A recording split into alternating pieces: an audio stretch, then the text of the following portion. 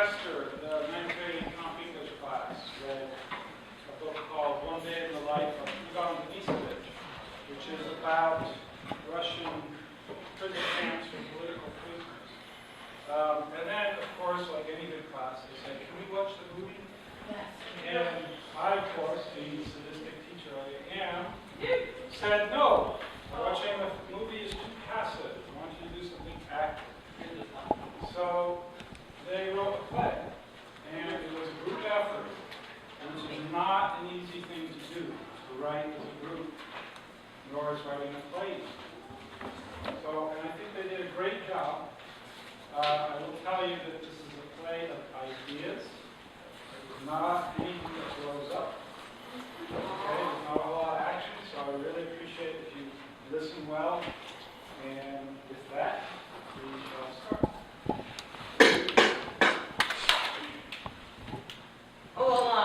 Why am I here? What have I done to deserve this? Why do the Americans think that every man in Quran is an infidel or beast? This is Mustafa. He is no ordinary prisoner here at Guantanamo Bay. He was accused of helping bomb a whole town in Helmand Province in Afghanistan. He is innocent, though only he and God himself believe it. I may not be smart or clever by any measure, but you know, boy, I've been in this town for more than 7 years. And I'm here, even seeing it, I haven't been to 7 years without even seeing a tribunal or judge. Life doesn't get easier thinking about it. You just have to survive with what you can salvage. This man's name is Babu. He is a hardcore criminal and is a veteran of this squad. Though tough as nails, he is not the smartest. What nonsense this camp is. Can you believe that it's read in this American Constitution that every man is equal? What a lie. Why? I implore you. Why are we not treated as such? If we're equal, then why are we not allowed to talk with our fellow tribesmen, or wear the same clothes, or eat the same food as beasts do? This is Malik. He was caught tapping into U.S. satellites. He's extremely intelligent and is the backbone of the group of prisoners, though not the biggest or the strongest. As for the beasts mentioned, those are the Army personnel here on base on Gitmo. What are you guys moping around for? Should you be cleaning something? You pieces of dirt. That's all you're good for. You know, you are the types I really hate. The ones who feel you should have it easy. Well, you shouldn't. After all, you should be ashamed for what you've done.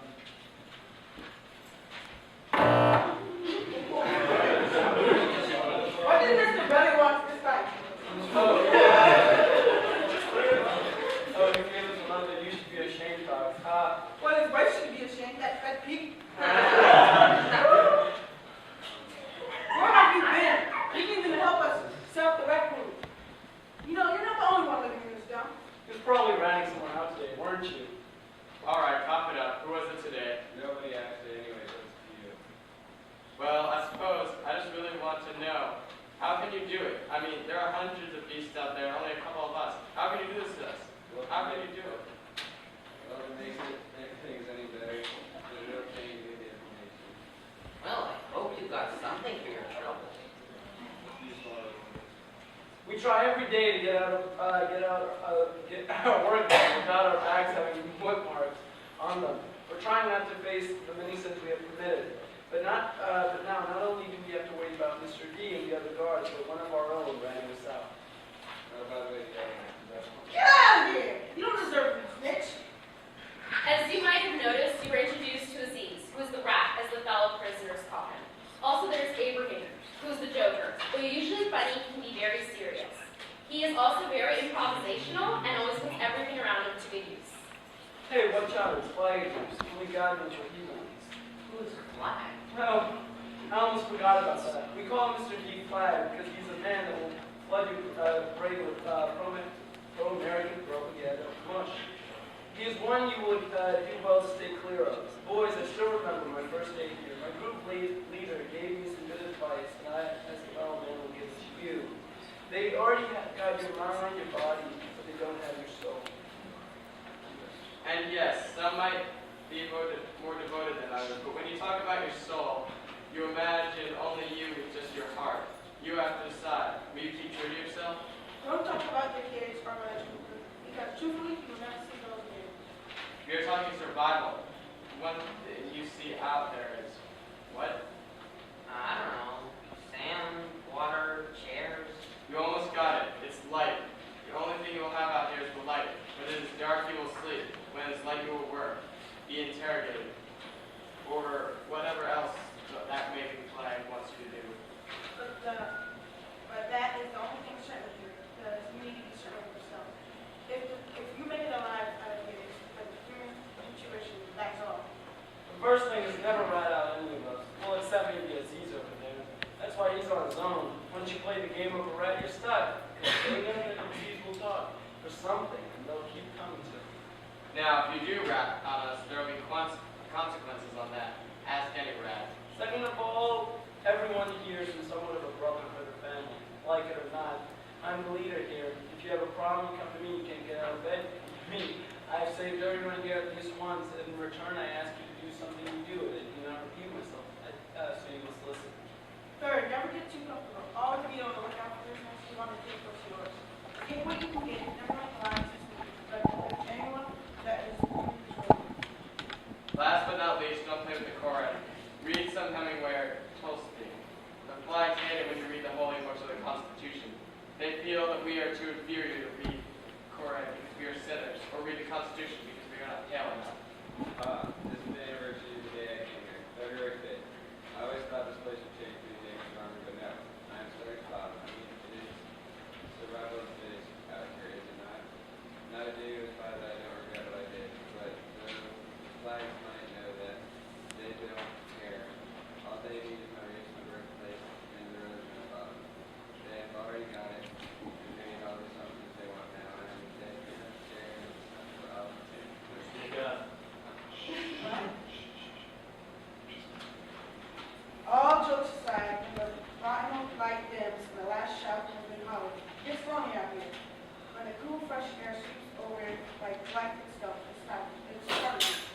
My time was petty compared with it, when you see bodies aimlessly lying on the floor, fried by all the exercise they put you through, you can only hope that you're not next.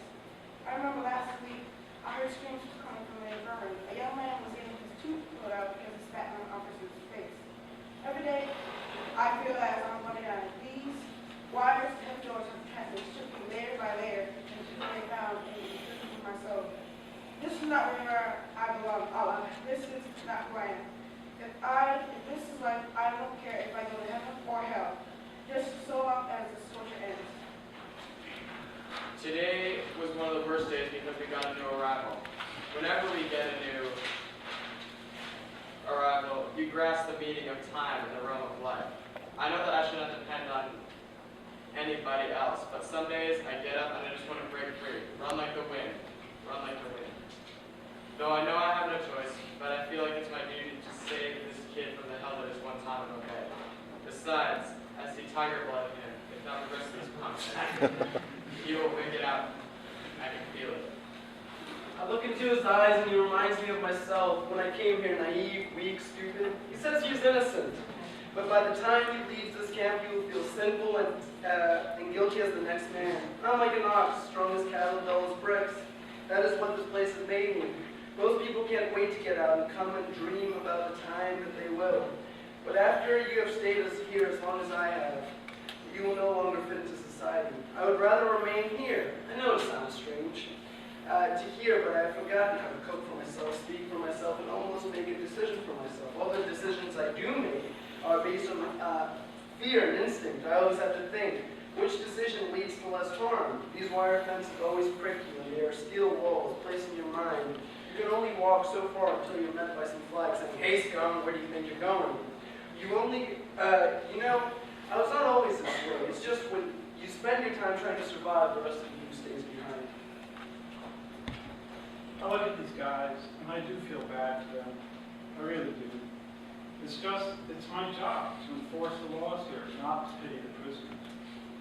On a bad day, I feel like everyone here deserves to be here for their crimes. And on a good day, I realize half these guys are probably innocent. What are we doing here is pointless and wrong. So, how do we do it? What are we looking for that is important enough to ruin hundreds of men's lives?